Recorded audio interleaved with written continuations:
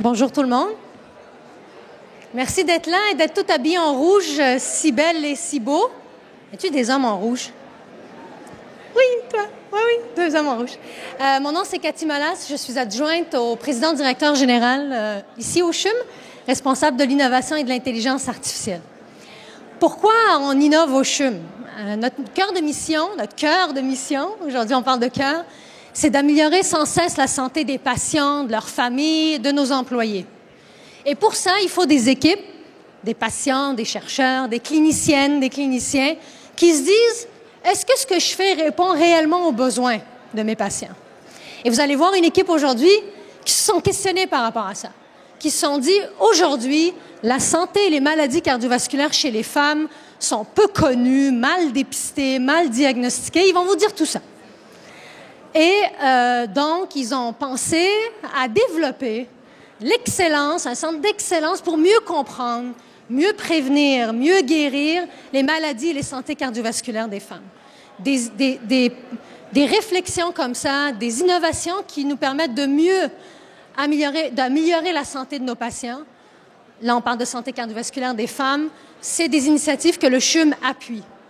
Et donc, sans plus tarder, j'aimerais vous remercier d'être là. J'aimerais vous présenter la présidente directrice générale de la Fondation du CHUM qui aimerait accueillir nos conférencières. Veuillez l'accueillir avec moi chaleureusement.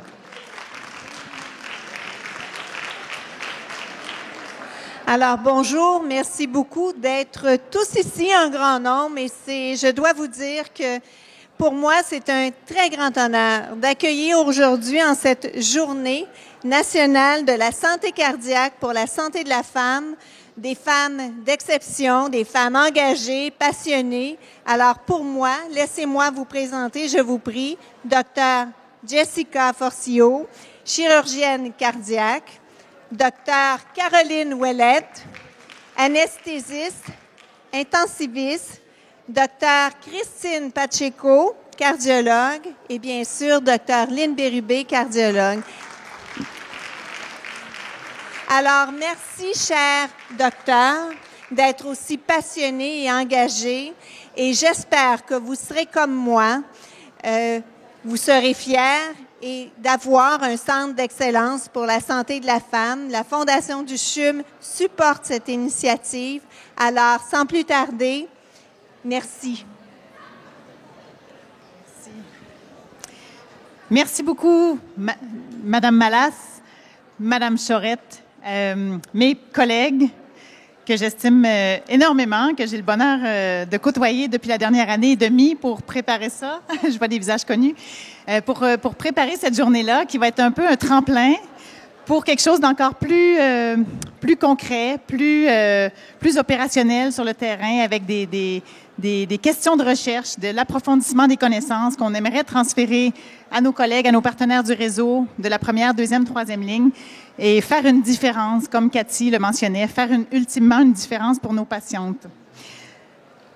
Je tiens juste à vous mentionner que c'est notre première édition et qu'à notre connaissance, c'est la première fois que le CHUM participe au mouvement canadien cette année. Alors, nous sommes très fiers de faire une lancée. Ce sera le premier d'une longue série. Il y en aura d'autres, des journées comme ça, où est-ce qu'on va se joindre au mouvement canadien.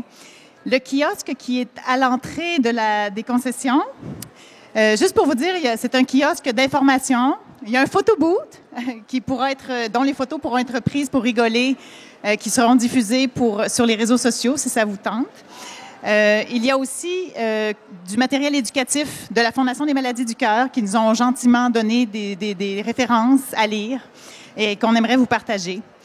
On a aussi, on offrira aussi à partir de maintenant à chaque demi-heure 2 tasses. On a quelques tasses évocatrices de rouge et de santé cardiaque au féminin et au masculin parce qu'on n'est pas exclusive. Alors, à chaque demi-heure, les premières femmes qui se présenteront au kiosque pourront choisir une tasse. Et c'est ça. Donc, en souvenir de votre participation à cette première édition de la Journée nationale de la santé cardiaque au féminin. Alors, sans plus tarder, j'aimerais que ce soit interactif. Je sais que nous sommes nombreux, mais j'aimerais qu'on fasse un petit quiz pour tester un peu vos connaissances, parce qu'on pense que la santé cardiaque, bon, on en connaît beaucoup. Bonjour, Madame Marcheterre. On en connaît beaucoup, on entend parler beaucoup, c'est un lobby assez fort. On pense qu'on est quand même assez informé et au fait de cette maladie-là. Alors, c'est le moment, présentement, on va se prendre 10 minutes pour seulement tester vos connaissances. Alors, à main levée, comme si on était dans un... Ah, les cartons, oui, c'est vrai. Merci, Jessica. Alors, vous avez des cartons sur vos chaises. Alors, ceux qui pensent que c'est vrai, levez votre carton de cœur très haut. Et ceux qui pensent que c'est faux, ne le levez pas. Alors, vrai ou faux? La première question. La maladie cardiaque est le tueur numéro 1 des femmes en Amérique du Nord depuis les 30 dernières années. Vrai ou faux? Alors, la majorité lève le carton, donc la majorité donne raison. Donc, c'est effectivement vrai, la bonne réponse. Donc, c'est le tueur numéro 1 des femmes. Deuxième question. La mortalité après un infarctus chez la femme est le double que celle chez l'homme. Vrai ou faux? Ah, un peu plus d'hésitation. Alors, quelques cartons levés. Donc, est-ce que c'est vrai? Est-ce que c'est pas vrai? Est-ce que les femmes meurent plus après un infarctus? Alors, la réponse est vrai. Donc, actuellement, sans que l'on comprenne trop pourquoi, les femmes, pour un même événement cardiaque, fait face au double du risque de mortalité. Et nos expertes vont vous expliquer un peu la science derrière ça. Autre question. La cause numéro 1 de mortalité chez nos femmes en Amérique du Nord est le cancer du sein. Vrai ou faux? Est-ce que vous avez oublié vos cartons ou Donc, tout le monde est convaincu. Alors, vous avez bien raison. La mortalité numéro 1 n'est pas le cancer du sein, malgré ce qu'on pense. Ça arrive en 4e position, le cancer du sein, en termes de mortalité chez la femme en Amérique du Nord. C'est la maladie cardiaque. Nous avons Mme Fleury, ici, qui vient d'arriver. À qui je souhaite la bienvenue aussi, Mme Fleury. Alors, la dernière question. Une Canadienne sur 3. Donc, tournez-vous de toutes parts. Là. Si vous êtes 3 femmes assises ensemble, il y en aurait une sur 3 qui présenterait dans sa vie une maladie cardiovasculaire. Vrai ou faux?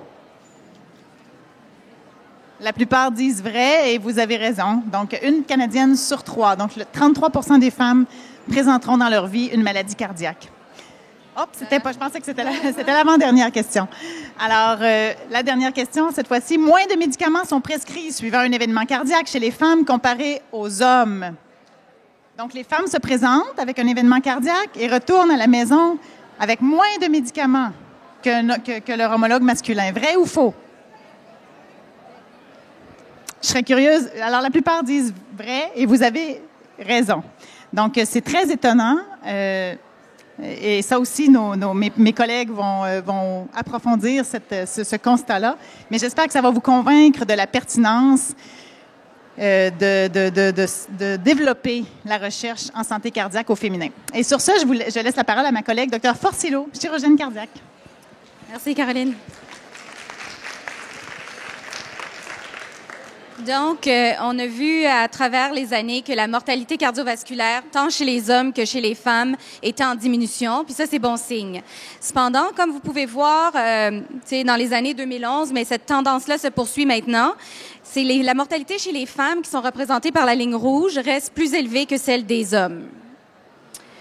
Donc, la maladie cardiaque, c'est une importante cause de mortalité chez la femme, puis là, je pense que là, on l'a entendu, puis on comprend, puis c'est un fait. Puis, pourquoi c'est quoi la raison? Puis pourquoi la mortalité chez la femme, elle est encore plus élevée que celle de chez l'homme? Puis en fait, quand les médecins, quand on veut savoir l'effet d'un traitement, tout ça, on fait des études, des essais cliniques. Puis la problématique là-dedans par rapport à la maladie cardiovasculaire, c'était que les femmes étaient sous-représentées dans les essais cliniques. Okay? Donc, ce qu'on fait en ce moment, c'est on extrapole des données résultant de sujets masculins à des femmes. Mais pourtant, la physiologie cardiovasculaire de la femme, elle est distincte de par nos changements hormonaux, que ce soit de toutes sortes, la grossesse, la ménopause, et aussi les mécanismes physiopathologiques qui font en sorte qu'on a une même maladie qui s'appelle peut-être infarctus, comme celle de l'homme, mais les mécanismes pathophysiologiques sont différents parce qu'on est différentes. Donc, on a remarqué des différences marquées en termes de 1, facteur de risque, 2, de diagnostic et 3, de traitement. L'évolution de la maladie cardiaque, quelle est-elle au 21e siècle? Donc, en ce moment, je pense que comme médecin, on doit pratiquer une médecine qui est individualisée. Puis, on doit désormais considérer le sexe et le genre du patient dans notre décision thérapeutique.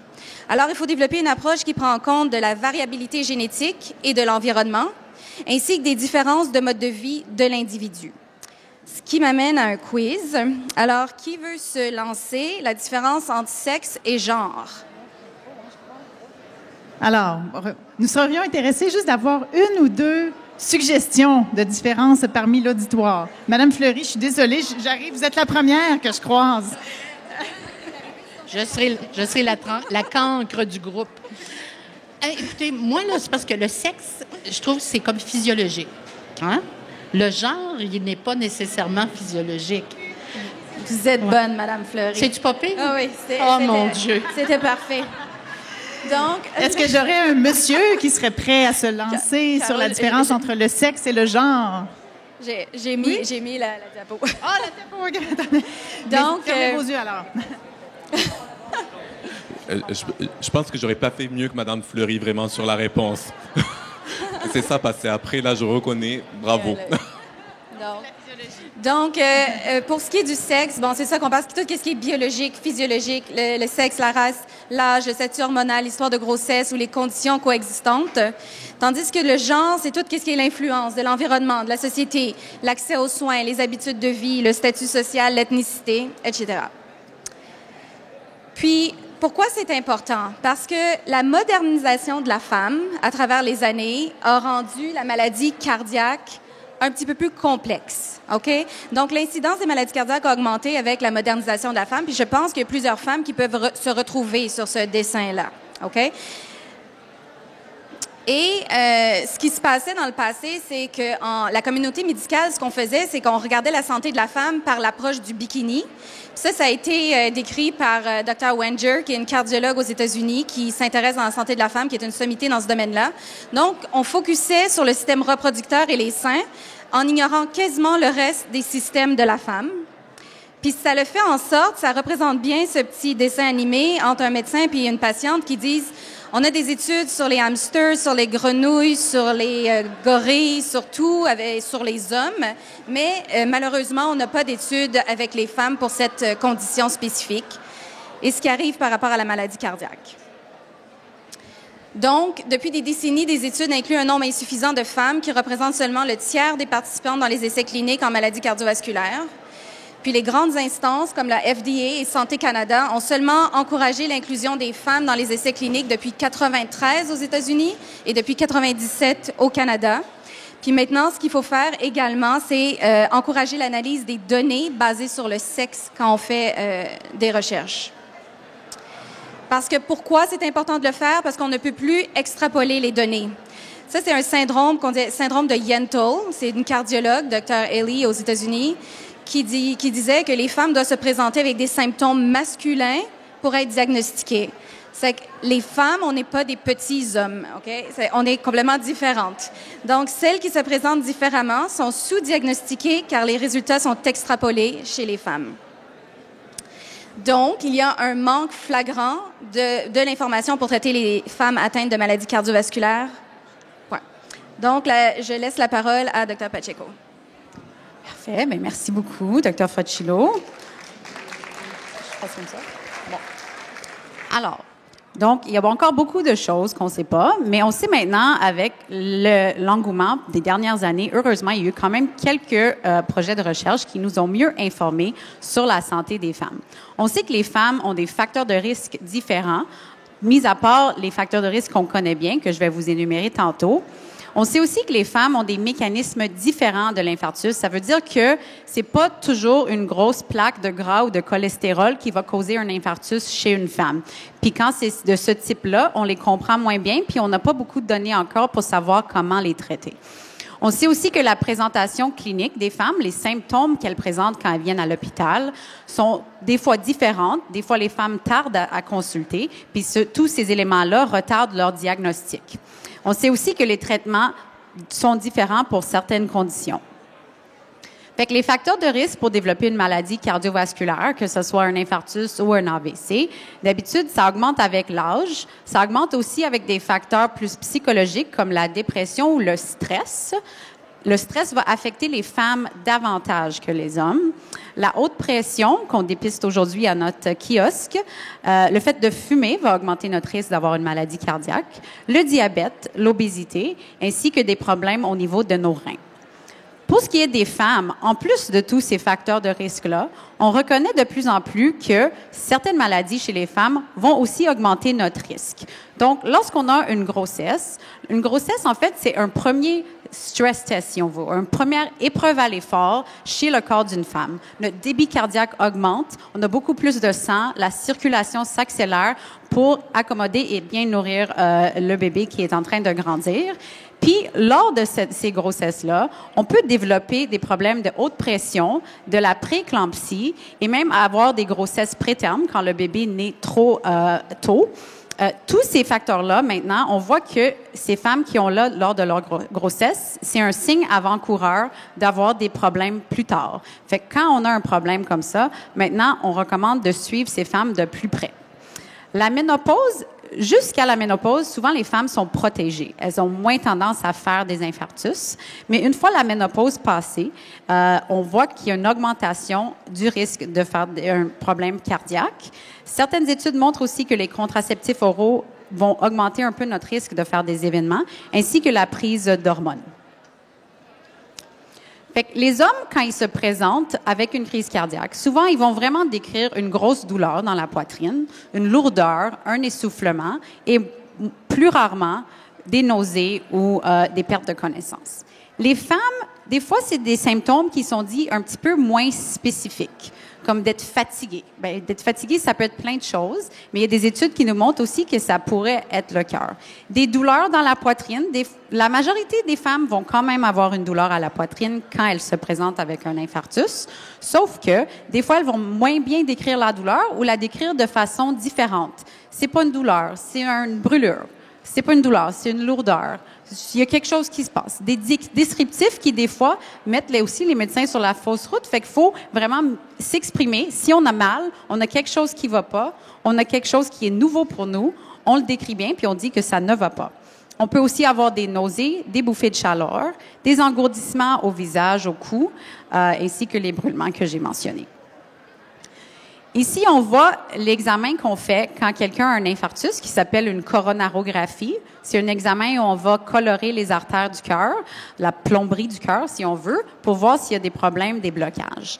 Fait que chez l'homme, on voit un gros blocage qui obstrue l'apport de sang au muscle cardiaque, qui est la cause de l'infarctus. C'est facile à voir. C'est une plaque de cholestérol. Le cardiologue qui fait l'intervention va ouvrir la plaque, puis le problème, généralement, il est réglé. Chez la femme, plus souvent, ça arrive rarement aussi chez les hommes, des infarctus où la cause est moins évidente à cet examen qu'on fait à tout le monde. Il y a des plaques qui sont plus petites. Le cholestérol se dépose chez la femme de façon plus diffuse. C'est pas tout dans un endroit bien identifié. Ça peut être un petit peu partout sur l'artère. Des fois, les femmes peuvent avoir aussi des déchirures dans l'artère qui arrivent dans un ciel clair, des dissections. Puis, c'est des choses qu'on voit souvent moins bien aux examens conventionnels. Cependant, les deux ont bien et bien un diagnostic d'infarctus. Mis à part les mécanismes que j'ai déjà mentionnés, il y a également, les femmes sont plus souvent atteintes de spasmes, fait que les artères vont fermer et ouvrir spontanément, ce qui peut nous donner des infarctus ou des douleurs. Puis les femmes sont beaucoup plus atteintes. 90% des patients atteints sont des femmes lorsqu'on parle de cardiomyopathie de stress. Ça, c'est quand le cœur il devient faible de façon aiguë. Lorsqu'on présente un stress émotionnel ou même physique, ça atteint plus souvent les femmes après la ménopause. Puis finalement, mis à part les gros vaisseaux qu'on voit sur les examens conventionnels, il y a aussi un réseau de petits vaisseaux qui sont dans le cœur, qui sont bien actifs, qu'on a beaucoup de misère à voir sur les examens classiques, qui peuvent aussi nous donner des douleurs à la poitrine, puis augmenter notre risque d'avoir des problèmes plus tard. je pense que maintenant, je passe le micro à Lynn. Merci beaucoup. Donc, alors c'est pour ça que, avec les explications qu'on vous a données, c'est important de faire des suivis, puis d'éventuellement étudier ce qui différencie les femmes des hommes pour savoir mieux les dépister, mieux les traiter, puis avoir une évolution qui va être meilleure au long terme. Donc, comme Dr Pacheco a dit, les femmes ont moins de maladies avec des obstructions ou des lésions qui vont boucher les artères parce qu'elles ont souvent des artères qui sont de plus petite taille et ce qui complique l'évolution, le traitement et le suivi des patientes. Donc, les femmes qui sont une maladie, qui ont souvent des atteintes cardiaques, c'est pas automatiquement des dames qui vont avoir un cœur qui n'a pas de lésion, mais on sait qu'elles peuvent en avoir. Donc, elles vont avoir aussi par la suite, comparativement aux hommes, plus de problèmes dans leur évolution. Elles vont être hospitalisées plus souvent. On va faire plus d'examens parce qu'on essaie de comprendre et d'essayer de les traiter d'une meilleure façon. Et c'est pas aussi simple parfois que chez les hommes. Quand on trouve une lésion qu'on peut ouvrir et rétablir la circulation, c'est plus facile. Mais quand on ne trouve pas de lésion puis qu'il y a peu d'explications et peu de traitements disponibles, c'est plus compliqué et les femmes se retrouvent avec des examens à répétition. Donc, ce qui implique bien sûr une consommation des ressources de santé plus importante. Alors, dans les traitements, seulement une étude dont on voulait vous parler, il y a une cohorte, un registre européen qui a regroupé et étudié des patients sur de nombreuses années. Mais une des études qu'ils ont fait, c'est de récolter toutes les données pour les patients qui avaient eu un diagnostic d'angine, de maladie coronarienne. Donc, c'était une énorme population, près de 4000 patients en Europe, dont la bonne proportion étaient des femmes. Donc, près de la moitié étaient des femmes. Donc, c'est intéressant d'avoir des conclusions sur cette étude-là. Puis, ce qu'on sait, c'est que les femmes, même si elles avaient un diagnostic d'angine, donc de maladie coronarienne qui avait été établi par un cardiologue, même à ça, elles avaient moins d'examens demandés, donc que ce soit un tapis roulant ou même un examen plus poussé qui est une coronarographie où on va voir les artères du cœur. Et elles avaient moins aussi par la suite de traitements qui étaient débutés et poursuivis à long terme. Donc, moins aussi de chirurgie puis moins d'intervention. Donc, c'est perturbant parce qu'elles ont la même maladie, mais elles sont moins traitées puis moins prises en charge. Malgré tout ça, même si on sait que le fait qu'elles meurent plus que les hommes. Donc, alors, c'est assez perturbant quand on voit ce registre-là. Puis, il est encore en cours, donc on pourra voir l'évolution à long terme. Donc, alors, juste pour résumer tout ça, donc, comparativement aux hommes, les femmes ont, vous voyez dans les petites bulles, donc, ont souvent, malgré leur diagnostic d'angine, une mortalité et une morbidité. Donc, morbidité, c'est des complications liées à la maladie sans que ce soit la mort. Bien, c'est 2 fois plus prévalent chez les femmes que les hommes. Puis, le décès suite à un infarctus va être plus élevé aussi chez les femmes. Donc, elles font aussi par la suite, et on oublie souvent ce problème, plus d'insuffisance cardiaque que les hommes. Alors, c'est à ne pas négliger dans le suivi par la suite. Puis ça, Dr Forcio peut le témoigner, mais suite à la chirurgie cardiaque, elles ont plus de morbidité et de mortalité, les patientes féminines, par rapport aux hommes. Alors, si on conclut, ce qui nous intéresse aussi à regarder à long terme, c'est tous les facteurs de risque qui sont oubliés chez les femmes par rapport aux hommes. Donc, on s'intéresse aussi à regarder, et vous allez voir des études à ce sujet-là dans les prochaines années, à savoir l'influence de la ménopause chez les femmes. Est-ce que les hormones vont influencer l'évolution ou changer la suite de la maladie? On s'intéresse aussi aux effets plus psychologiques, des dépressions qui, à long terme, peuvent avoir un effet. On a remarqué certaines associations entre la maladie cardiaque et les patientes qui avaient eu ces problèmes dans le passé. Une grande proportion des patientes aussi qui ont eu des traitements de chimiothérapie ou de radiothérapie peuvent avoir aussi des facteurs de risque de maladie coronarienne plus élevés que les autres. Bien sûr, on a parlé tout à l'heure un peu des facteurs de risque qui sont le fait d'avoir eu des problèmes, des complications lors de notre grossesse. Ça, c'est aussi à souligner. Puis parfois, on l'oublie quand on questionne les patients, mais il faut s'en rappeler et suivre ces patientes-là à long terme. Bien sûr, on ne rentrera pas dans tout le sujet des dames celles qui sont devenues des femmes, là, mais les transgenres aussi sous hormonothérapie, d'un côté à l'autre aussi, ça peut être une population qui peut être plus à risque. Donc, alors, éventuellement, ce qu'on veut commencer et démarrer, ce sont des protocoles de recherche là, en santé cardiovasculaire pour tenir compte de tous ces facteurs de risque, que ce soit les traditionnels et ceux qui sont propres aux femmes, pour voir si l'évolution à long terme est proposer aux patientes des meilleures pistes de traitement. Alors, est-ce que vous voulez conclure? Donc, pour conclure, l'évolution sociologique des femmes au 21e siècle est parallèle à une augmentation de l'incidence de la maladie cardiovasculaire depuis les 30 dernières années.